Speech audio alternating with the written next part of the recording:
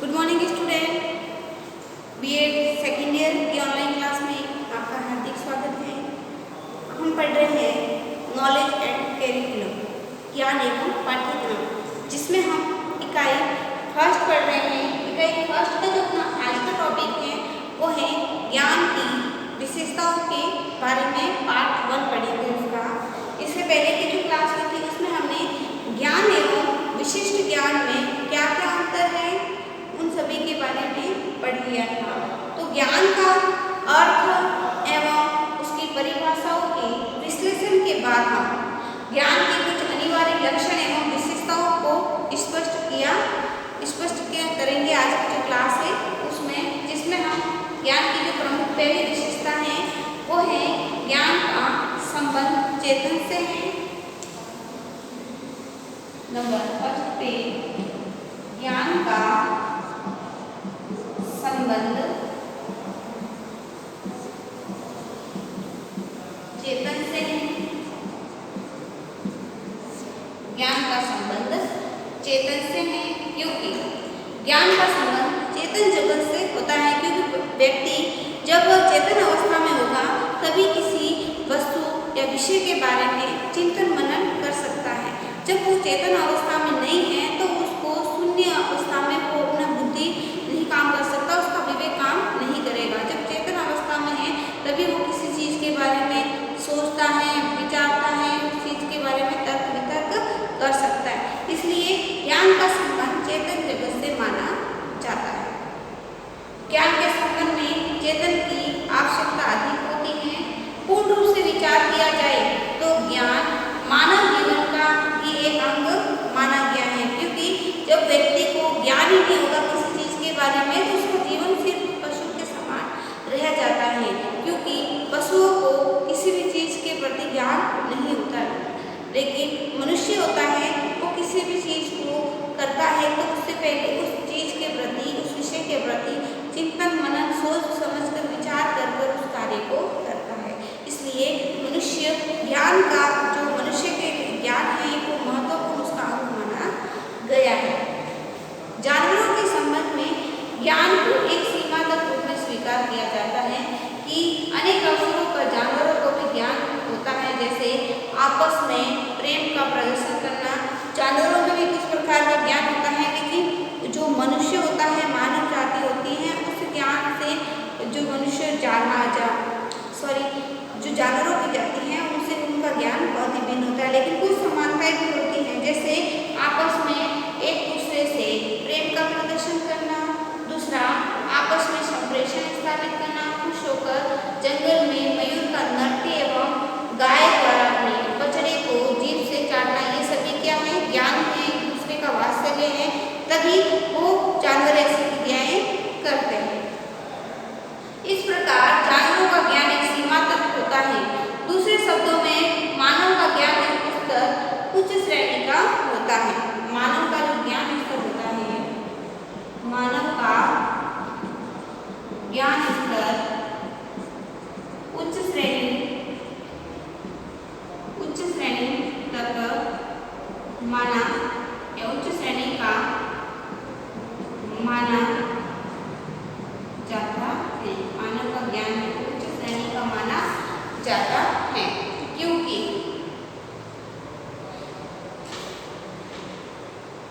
क्योंकि इस मानव ज्ञान का क्षेत्र व्यापक होता है तथा जानवरों का ज्ञान सीमित होता है। अतः मानव और जानवरों में जो अंतर होता है वो ज्ञान का ही होता है, मात्रा क्षेत्र एवं स्तर का अंतर होता है, क्योंकि मानव तर्क वितर्क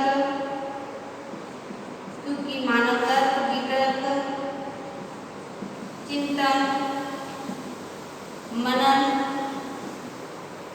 मनन आदि क्रियाएं कर सकता है। दूसरी विशेषता है वो है ज्ञान का संबंध ज्ञाता से होता है। ज्ञान का संबंध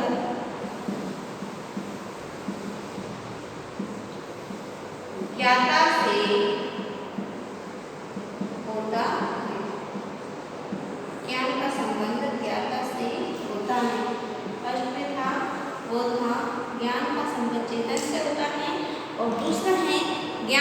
संबंध ज्ञाता से होता है।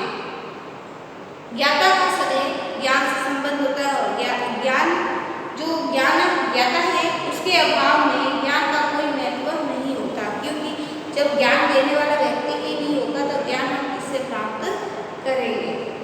संसार में अनेक प्रकार की वस्तुएं होती हैं जिनका अपने आप में एक महत्वपूर्ण स्थान होता है।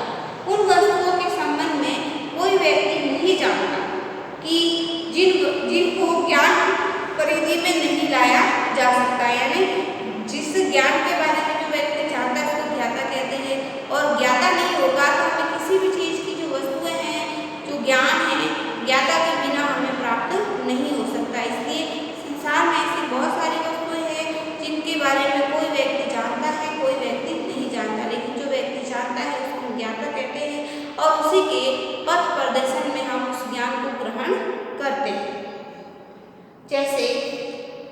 जैसे मानव चंद्रमा के बारे में इतना जानता था कि यह एक उपग्रह तथा इसका ज्ञान एक देवता के रूप में मानवों द्वारा किया जाता है।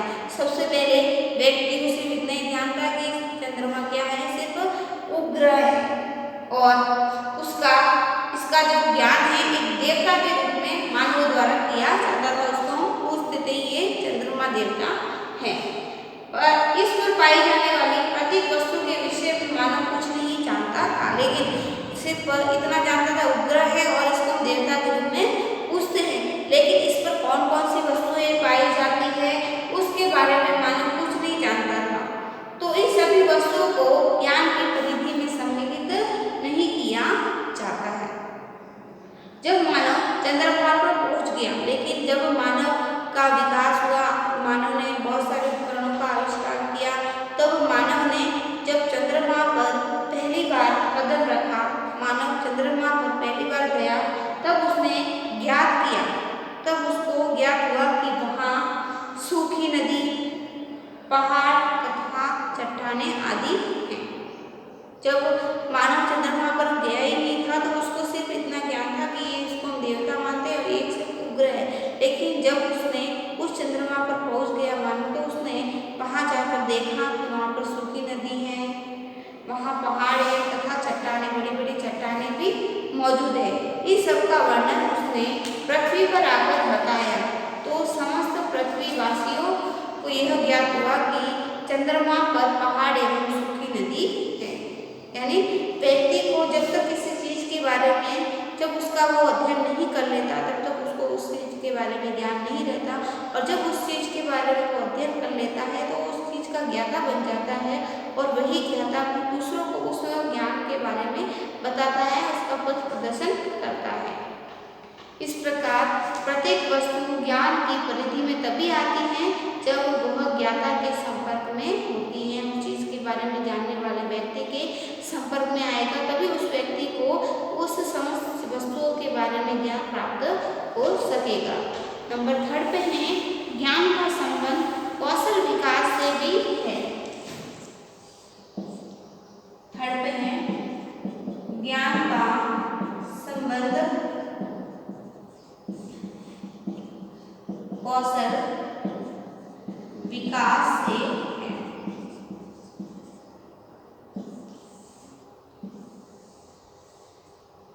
ज्ञान का संबंध कौशल विकास से है।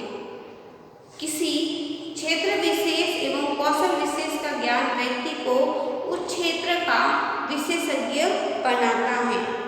उदाहरण, एक व्यक्ति कृषि के बारे में बहुत अधिक जानता है, यानी क्षेत्र विशेष के बारे में, कौशल के बारे में भी व्यक्ति को ज्ञात होता है, यानी किसी क्षेत्र या किसी विशेष कौशल के बारे में व्यक्ति अधिक जानता है तो उसको ज्ञान होगा, तभी वो दूसरे व्यक्ति को उस ज्ञान के बारे में ज्ञान उसको दे सकेगा। जैसे एक व्यक्ति कृषि के बारे में बहुत कुछ अधिक जानता है तो वह कृषि क्षेत्र का विशेषज्ञ कहलाएगा। जैसे उदाहरण देते हैं, जैसे एक व्यक्ति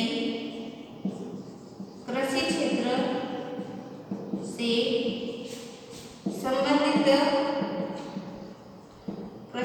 से संबंधित अधिक ज्ञान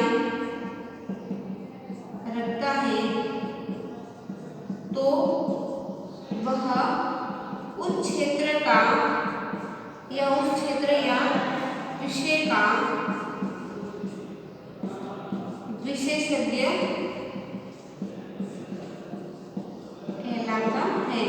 जैसे कोई डॉक्टर का ज्ञान रखता है या शल्य चिकित्सा का ज्ञान रखता है तो उसको उस क्षेत्र का विशेषज्ञ मानेंगे।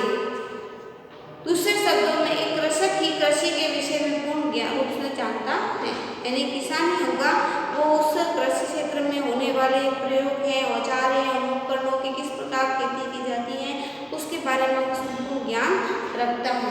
इस प्रकार प्रत्येक विषय का ज्ञान व्यक्ति को उस क्षेत्र में विशेषज्ञ बनाता है। जिस क्षेत्र में व्यक्ति को जिस क्षेत्र का ज्ञान है उसी क्षेत्र में व्यक्ति को वो ज्ञान क्षेत्र का उसको विशेषज्ञ बनाता है।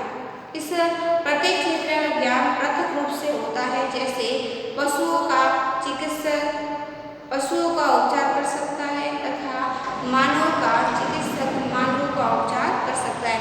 जो पशु के क्षेत्र में उसने जैसे पशुओं का ज्ञान अध्ययन किया है तो वो पशुओं का उपचार कर सकता है और जो मानव का चिकित्सक है वो मानव का उपचार कर सकता है। नेक्स्ट है ज्ञान एक अमूर्त वस्तु है, दिखाई नहीं देती है।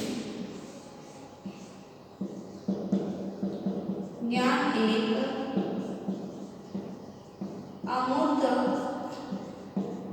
वस्तु है, ज्ञान दिखाई नहीं देता, अमूर्त चीज है ये, इसको सिर्फ हम अनुभव कर सकते हैं। ज्ञान एक अमूर्त वस्तु है। ठीक है, ज्ञान को अमूर्त वस्तु के रूप में भी स्वीकार किया जाता है क्योंकि ज्ञान किसी भी वस्तु व्यक्ति द्वारा नहीं देखा जा सकता।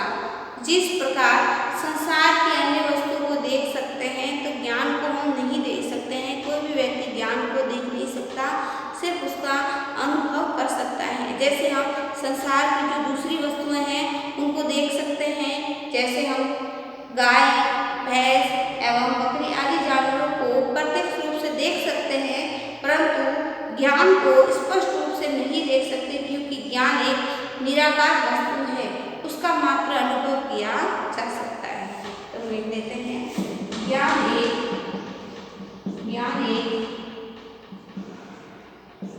निराकार जिसका कोई आकार नहीं है,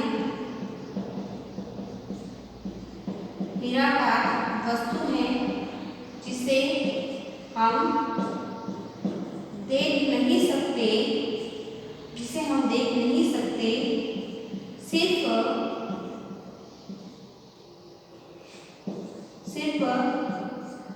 अनुभव कर सकते हैं, अनुभव कर सकते हैं। ज्ञान को हम देख नहीं सकते, सिर्फ उसको हम अनुभव कर सकते हैं, महसूस कर सकते हैं।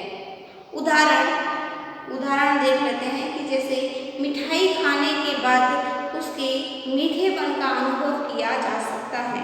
जब मिठाई को हम देखते हैं लेकिन हम मिठाई को खाएंगे तभी उसको मीठेपन का हम अनुभव कर सकते हैं। उस मीठेपन को हम देख नहीं सकते हैं, उसका सिर्फ अनुभव कर सकते हैं तथा भाषाई रूप में उसका वर्णन भी किया जा सकता है, परंतु यह प्रदर्शित नहीं किया जा सकता कि मीठापन क्या है। इस प्रकार ज्ञान को प्रकट रूप में प्रस्तुत नहीं किया जा सकता क्योंकि ज्ञान एक अवधारणा एवं विचार है तथा अमूर्तता से संबंधित होता है। नेक्स्ट है ज्ञान एक मानसिक प्रक्रिया है।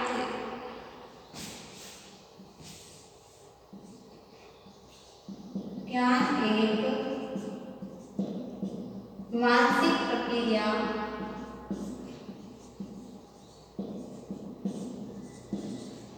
ज्ञान एक मानसिक प्रक्रिया है।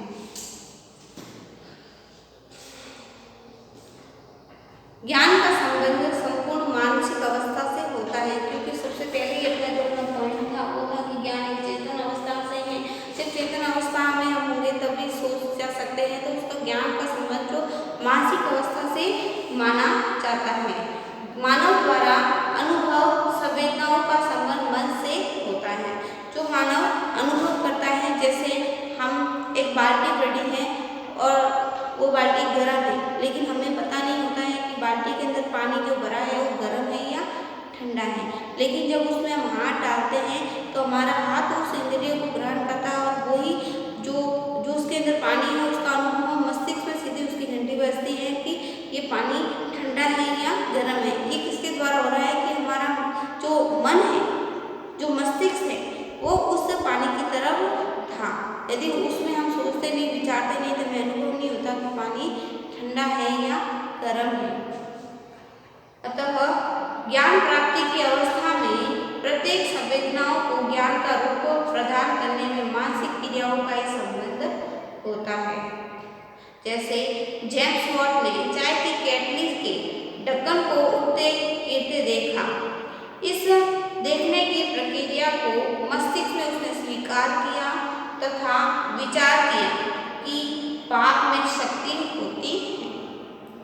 मस्तिष्क द्वारा पुनः दूसरा विचार उत्पन्न हुआ कि वाक में कितनी शक्ति होती है और जेम्स ने इसका परीक्षण करने के लिए केटली पर छोटा सा पत्थर का टुकड़ा रख दिया और उसके बाद फिर उसको निकाला कि भाप में शक्ति होती है। इस शक्ति को भाप की सीमा के साथ घटाया बढ़ाया जा सकता है। इस प्रकार जेम्स वॉट द्वारा इंजन की खोज करने तथा संपूर्ण ज्ञान की प्रक्रिया में मानसिक विचारों का योगदान रहा। अतः ज्ञान एक मानसिक क्रिया मानी गई है। नेक्स्ट है अपना ज्ञान के लिए विषय आवश्यक है। ज्ञान के लिए विषय आवश्यक है। ज्ञान के लिए विषय आवश्यक है। विषय यानी किसी भी चीज का ज्ञान ग्रहण करते हैं उसके लिए किसी न किसी प्रकार का जो विषय है वस्तु अपने पास उपलब्ध होनी चाहिए। तो हम इसमें देखेंगे कि ज्ञान प्राप्त करने की प्रक्रिया उस अवस्था में पूर्ण होती है जब उसका विषय उपलब्ध हो। जैसे ईश्वर चंद्र विद्यासागर गणित के विद्यार्थी थे तथा गणित के ज्ञाता थे। इस कथन में ईश्वर चंद्र विद्यासागर का जितना महत्व है उससे अधिक महत्व विषय का है, क्योंकि गणित विषय के अभाव में ईश्वर चंद्र को गणित का ज्ञाता नहीं माना जा सकता। गणित विषय ही ईश्वर चंद्र को गणित का ज्ञाता बनाता है। अतः यह स्पष्ट होता है कि ज्ञान के लिए किसी न किसी प्रकार का विषय होना आवश्यक है। इसके अब हमने आज की जो क्लास है उसमें ज्ञान की कुछ विशेषताओं के बारे में देखा, जिसमें ज्ञान का संबंध चेतन से है, ज्ञान का संबंध ज्ञाता से है, ज्ञान का संबंध कौशल से है, ज्ञान एक मुक्त वस्तु है, ज्ञान एक मानसिक प्रक्रिया, ज्ञान के लिए विषय आवश्यक है। इसके कुछ विशेषताएं हैं जो बची हुई है, इसकी चर्चा हम कल की जो क्लास है उसमें करेंगे। आज के लिए इतना ही। आपसे निवेदन है कि अपना जो YouTube चैनल चल रहा है उसमें आप अपने कमेंट बॉक्स में अपना नाम, अपने पिताजी का नाम और अपना रोल नंबर दर्ज करें और यही उपस्थिति आपकी मान्य रहेगी। धन्यवाद।